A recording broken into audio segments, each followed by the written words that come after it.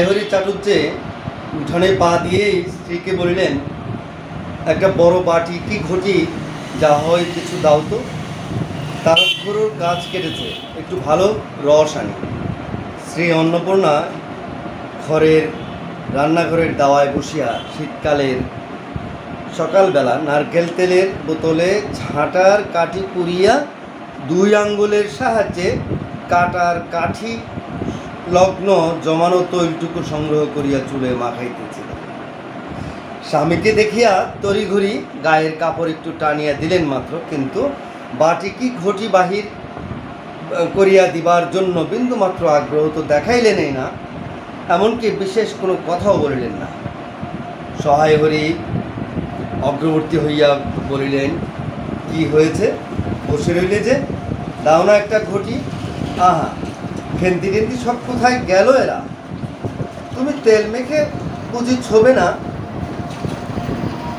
অন্নপূর্ণার তেলের বোতলটি সরাইয়া স্বামীর দিকে খানিকক্ষণ চাহিয়া রইলেন। পড়ছিলাম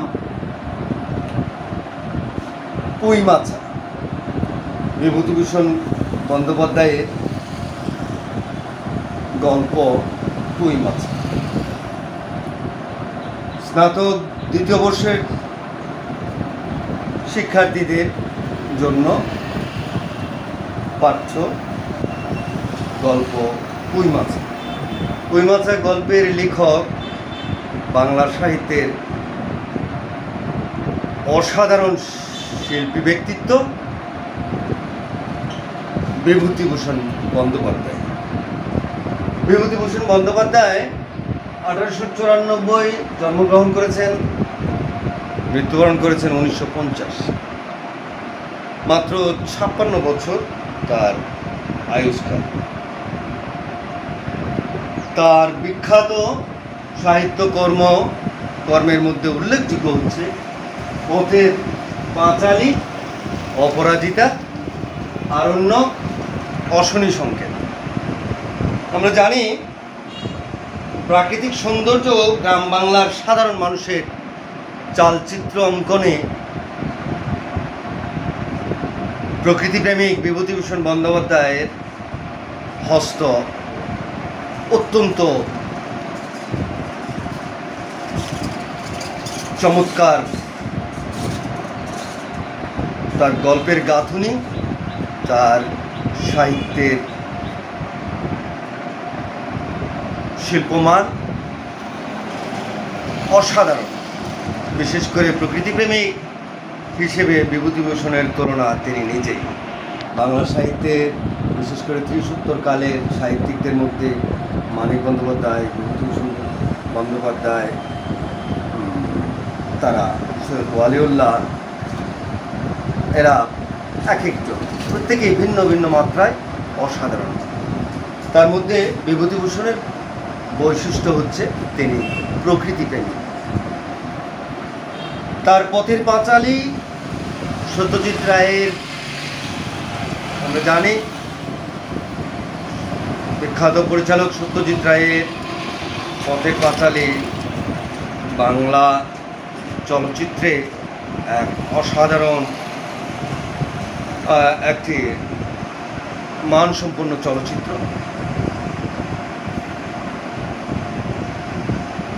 এছাড়া তার রচিত অশনি সংকেত আরেকটি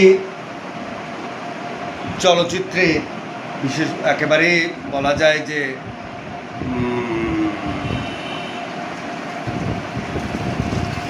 অস্কার লাভের জন্য মনোনীত চলচ্চিত্র, সেটিও সত্যজিৎ রায়ের হাত দিয়ে। অশনি সংকেত সে কারণে সারা বিশ্বেই সাহিত্যপ্রেমিকদের কাছে পরিচিত একটি নাম। তো পুঁই মাছা গল্পে সাধারণ জীবনের, বিশেষ করে ক্ষয়িষ্ণু ব্রাহ্মণ্যবাদের চিত্রটি, সমাজ চিত্রটি বিশেষ করে তুলে ধরার চেষ্টা করেছেন। এই যে আমি পড়ছিলাম সহায়হরির কথা, সহায়হরি হচ্ছে ক্ষয়িষ্ণু ব্রাহ্মণ পরিবারের একজন ব্রাহ্মণ, তার দরিদ্র ব্রাহ্মণ। একটা সময় ছিল যখন এই ব্রাহ্মণবাদের উত্থানের সময় তাদের আয় রোজগারের কমতি ছিল না, কিন্তু ক্ষয়িষ্ণু ব্রাহ্মণ্যবাদের কালে সহায় হরি যেমন দুর্দশাগ্রস্ত পরিবার, অর্থনৈতিকভাবে একেবারেই যা তা অবস্থা, সমাজে দেখা যায় যে অর্থকরীর অভাবে সহায় হরি তার মেয়ে খেন্তির বিয়ের ব্যবস্থা করতে পারেন। 13-14 কি 15 বছরের মেয়ে খেন্তি। এই খেন্তির জীবনের ট্র্যাজেডি হচ্ছে কুইমাচা গল্প। কুইমাচা গল্পে দেখা যায় যে সহায় হরি এবং অন্নপূর্ণার চারটি মেয়ে, সবচেয়ে বড় মেয়েটির নাম হচ্ছে খেন্তি। খেন্তির বিয়ে দিতে না পারছেন না সহায় হরি, সে কারণে সমাজে 8-10 জন ব্রাহ্মণ পরিবারে তার মুখ দেখানো কঠিন হয়ে পড়েছে। তারা তাকে একঘরে করার চিন্তা করছেন। তো অতঃপর খেন্তির বিয়েও তিনি দেন। খেন্তির চরিত্র একটু আলোকপাত করি, কারণ খেন্তি কুইমাচা গল্পের যে পুঁই মাছা মানে হচ্ছে কি পুঁই শাকের যে মাছা। আমরা সবাই মোটামুটি পুঁই শাক আমাদের পরিচিত, বিশেষ করে গ্রাম বাংলার মানুষের কাছে পুঁই শাক অপরিচিত নয়, অনেকেরই প্রিয় শাক। তো এই বারুজ্যোধের বনে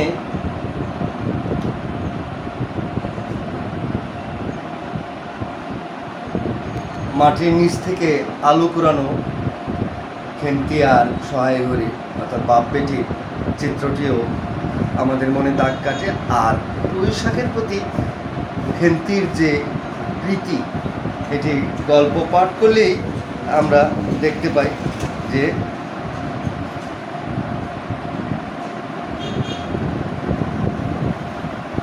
খেন্তি বাড়ির কতগুলি পুঁই শাকের ডাঁটা নিয়ে এসে কুড়িয়ে নিয়ে এসছে বাড়ির বাইরে থেকে, কোথাও থেকে, এবং হাতে করে নিয়ে এসছি, যা কিনা রন্ধনের অনুপযুক্ত। একেবারে এই বুড়ো কিংবা পরিত্যক্ত কিংবা যেটি রান্নার উপযোগী সেই পুঁই শাকগুলো একেবারে তাজা কচি ডগা আমরা দেখতে পাই। আমরা যেটি আমাদের বাড়ির আঙিনায় কিংবা যেখানে দেখি না কেন একেবারে কোমল যে ডগা, সেগুলোই রান্নার উপযুক্ত। কিন্তু কোথাও থেকে কুড়িয়ে নিয়ে আসা যে পুঁই শাক, সেগুলো দেখে অন্নপূর্ণা মানে খেন্তির মা যে বিরক্তিটি প্রকাশ করেন, সেটি একটু আমি করে শোনাই। অন্নপূর্ণা তেলে বেগুনে জ্বলিয়ে উঠলেন, কেন তোমাকে একঘরে করতে বেশি কিছু লাগে নাকি? ওই যে বলছিলাম একঘরে করার কথা, কারণ হচ্ছে মেয়ে। আর সত্যি তো এদিকে ধারী মেয়ে হয়ে উঠল, হঠাৎ স্বর নামাইয়া বললেন, বলো যে 15 বছরের, বাইরে কমিয়ে বলে বেড়ালে কি হবে? লোকের চোখ নেই? পুনরায় গলা উঠাইয়া বললেন, না বিয়ে দেবার গা না কিছু, আমি কি যাব পাত্র ঠিক করতে? বলছিল অন্নপূর্ণা, সহায় হরি স্ত্রী। সশরীরে যতক্ষণ স্ত্রীর সম্মুখে বর্তমান থাকিবেন, স্ত্রীর গলার সুর ততক্ষণ কমিবার কোনো সম্ভাবনা নাই বুঝিয়া সহায় হরি দাওয়া হইতে তাড়াতাড়ি একটি খিড়কি দুয়ারে একটু এদিকে কি দেখিয়া হঠাৎ থামিয়া গেলেন এবং আনন্দপূর্ণ স্বরে বলিয়া উঠলেন, এসব কিরে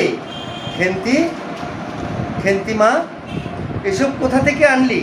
ও, এই যে 14-15 বছরের একটি মেয়ে আর দুটি ছোট্ট মেয়ে পেছনে লইয়া বাড়ি ঢুকিল।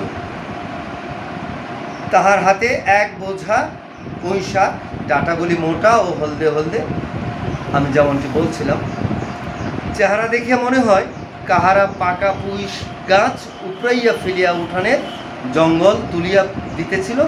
মেয়েটি তাহাদের উঠোনের জঞ্জাল প্রাণপণে তুলিয়া আনিয়াছে। ছোট মেয়ে দুটির মধ্যে একজনের হাত খালি, অপরটির হাতে গোটা 2-3 পুঁই পাতা জড়ানো কোনো দ্রব্য। বড় মেয়েটি খুব লম্বা, গোলগাল চেহারা।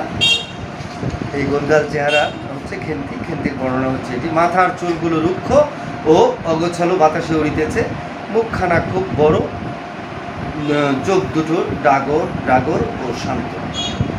সরু সরু কাচের চুড়িগুলো 2 পয়সা ডজনের একটি সেফটি পিন দিয়া একত্র করিয়া আটকানো।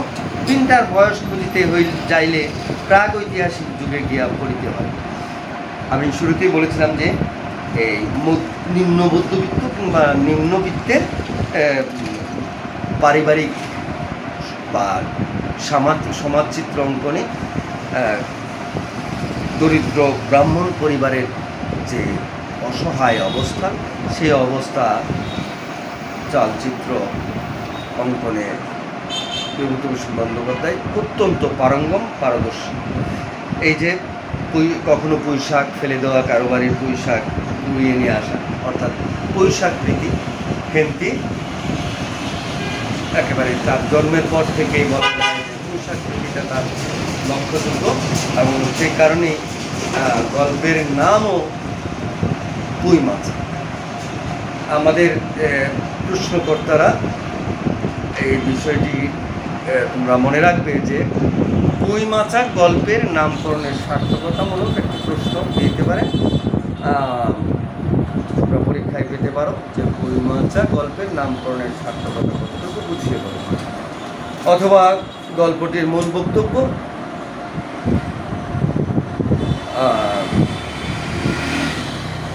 তো পুঁই মাছা কীভাবে এই যে পুঁইশাক পছন্দ করতো খেন্তি, অপরের বাড়ি থেকে ফেলে দেওয়া কুড়িয়ে পাওয়া পুঁইশাক নিয়ে এসে চচ্চড়ি করে দেওয়ার জন্য মাকে ধরেছে। মা আবার রাগ করে সেগুলো বাড়ির উঠোনের বাইরে ফেলে দিয়েছে। তারপর মেয়ের কথা ভেবে যে পুঁইশাক প্রীতি খেন্তির চারিত্রিক বৈশিষ্ট্য, সে কারণে আবার মেয়ে কিংবা স্বামীর আড়ালে নিজেই আবার কুড়িয়ে এনে যতখানি পারা যায় বেছে বেছে নিয়ে চচ্চড়ি করে মেয়ের জন্য পাকানো। এরপরে দেখা যায় যে একেবারে আমাদের যে মধ্যবিত্ত মায়ের যে ভূমিকাটি অন্নপূর্ণা চরিত্রে সেটি বিদ্যমান। এরপরে কোনো এক সময় খেন্তিকে বিয়ে দেওয়া হয়। আমরা জানি, গল্পটি পড়লে তোমরা দেখতে পাবে, বিয়ে দেয় মাত্র 250 টাকার পণের 250 টাকা বাকি থাকায়, আনুমানিক প্রায় 250 টাকার মতো বাকি ছিল। যদি সহায়কের বর্ণনায় আমরা পাই যে তাকে স্বামীর বাড়ি থেকে আসতে দিত না। এটি অত্যন্ত মর্মান্তিক, বেদনাদায়ক সেই সময়ের চিত্র, এটি সমাজ চিত্র। এরকম যৌতুক পরিপূর্ণভাবে প্রদান না করায় সহায়হরি মেয়েকেও আনতে যেতে পারত না, এবং যাও বা একবার যখন গেল তো একেবারে খেন্তির মৃত্যুর পর গিয়ে শুনল যে বসন্ত হয়েছিল, এবং বসন্ত হয়ে বসন্ত রোগে তখন সময় মারা যেত মানুষ। এটি একটি ঐতিহাসিক বিষয়। এখন বসন্ত হলে মানুষ মারা যায় না, কিন্তু একটা সময় উলাউটা, বসন্ত, কলেরা, সেই সবে মানুষ মারা যেত। তখন খেন্তি মারা যায়। কিন্তু এই সংবাদটি জানার পর খেন্তিকে নিয়ে কথা বলতে বলতে দেখা যায় যে গল্পের শেষ দিকে যেটি হয়েছে, তিনজনেই খানিকক্ষণ নির্বাক হইয়া বসিয়া রহিল। তাহার পর তাহাদের তিনজনেরই দৃষ্টি কেমন করিয়া আপনা আপনি উঠানের এক কোণে আবদ্ধ হইয়া পড়িল, যেখানে বাড়ির সেই লোভী মেয়েটির লোভের স্মৃতি পাতায় পাতায় শিরায় শিরায় জোড়াইয়া তাহার কত স্বাদে নিজের হাত পোতা পুঁই গাছটি মাচা জুড়িয়া বাড়িয়া উঠিয়াছে বর্ষার জল ও কার্তিক মাসের শিশির লইয়া কচি কচি সবুজ ডগাগুলি মাচাতে সব ধরে নাই, মাচা হইতে বাহির হইয়া তুলিতেছে সুপুষ্ট নধর প্রবর্ধমান জীবনের লাবণ্যে ভরপুর। এই যে জীবনের লাবণ্যে ভরপুর, এটি যেন একটি খেন্তিকে স্মরণ করিয়ে দেওয়ার জন্য এই চিত্রটি সুস্পষ্ট করে তুলেছেন লেখনীর মাধ্যমে, একেবারে চমৎকারভাবে এঁকে দিয়েছেন বিভূতিভূষণ বন্দ্যোপাধ্যায়। তো সমাজচিত্র, তৎকালীন ক্ষয়িষ্ণু ব্রাহ্মণ পরিবারের সমাজচিত্র, একটি দরিদ্র পরিবারের সমাজে খেন্তির মতো মেয়েদের 13-14 বছরের মেয়েদের বিয়ে দেওয়া আর বিয়ের সময় যৌতুক প্রদানে বাধ্য করা, যৌতুকের কারণে এই যে খেন্তির মতো মেয়েদের জীবন অবসান, এসব বিষয়ই উপজীব্য হয়ে উঠেছে এই বইমাচা গল্প। তো এই গল্প নির্মাণে বিভূতিভূষণ বন্দ্যোপাধ্যায় অত্যন্ত সার্থকতার পরিচয় রেখেছে। গল্পের নামকরণের প্রশ্নে আমি তোমাদেরকে বলি যে নামকরণ সাধারণত কোনো গল্পের নামকরণ করা হয়ে থাকে গল্পটির কাহিনী বা বিষয়বস্তু 1, 2 নম্বর হচ্ছে চরিত্রকে কেন্দ্র করে, মূল চরিত্র কিংবা প্রধান চরিত্রকে কেন্দ্র করে। 3 হচ্ছে এর রস কিংবা গল্পটির রস কিংবা পরিণামগত বিষয়ের উপর লক্ষ্য রাখে। তো আমাদের বইমাচা গল্পটি নামকরণ করা হয়েছে মূলত মূল বিষয়কে কেন্দ্র করে। বৈশাখ, বইমাচা, বৈশাখ যে একটি মেয়ের প্রিয় বিষয়, সেই বিষয়টিকে উল্লেখ করে বাড়ির উঠোনে দুলছিল যে বইমাচা, সেটিকে দেখিয়ে এই গল্পের সমাপ্তি। আমরা জানি যে গল্পের বিষয়বস্তুকে কেন্দ্র করে নির্মিত হলে এই নামকরণটিও সার্থক লাভ করেছে। তো আশা করছি সংক্ষিপ্ত বর্ণনায় তোমরা বইমাচা গল্পটি হৃদয়ঙ্গম করতে পেরেছ। তোমরা ধরে ধরে পড়ো এবং একটি নিম্নমধ্যবিত্ত পরিবারের বিশেষ করে ক্ষয়িষ্ণু ব্রাহ্মণ্যবাদের যে চিত্রটি, এটি এখানে একটু ইতিহাসকে স্মরণ করিয়ে দেয় এবং যৌতুক প্রথার কারণে যে একটি অল্প বয়স্ক মেয়ের অধিক বয়সের ছেলের সঙ্গে বিয়ে এবং এরপর যৌতুক প্রদানে অক্ষম হলে পিত্রালয়ে পাঠাতে অস্বীকৃতি, অতঃপর দেখা যায় যে খেন্তির মতো চরিত্রের যে জীবন অবসান, সেই ক্ষেত্রে সেদিক থেকে এই গল্পটি মোটামুটিভাবে সার্থকতার দাবিদার। আর খেন্তির চরিত্র চিত্রণের কথা যদি বলা হয় তাহলে তো এই গল্পের মূল উপজীব্য বিষয়কে কেন্দ্র করে এই খেন্তির চরিত্র আবর্তিত হয়েছে এবং খেন্তি এই গল্পের মূল চরিত্র, সেটি তোমরা সুন্দর করে তুলে ধরবে। তো আজকের ক্লাস, অনলাইন ক্লাস এখানেই সমাপ্ত করছি। তোমরা ভালো থাকো, শুভকামনা।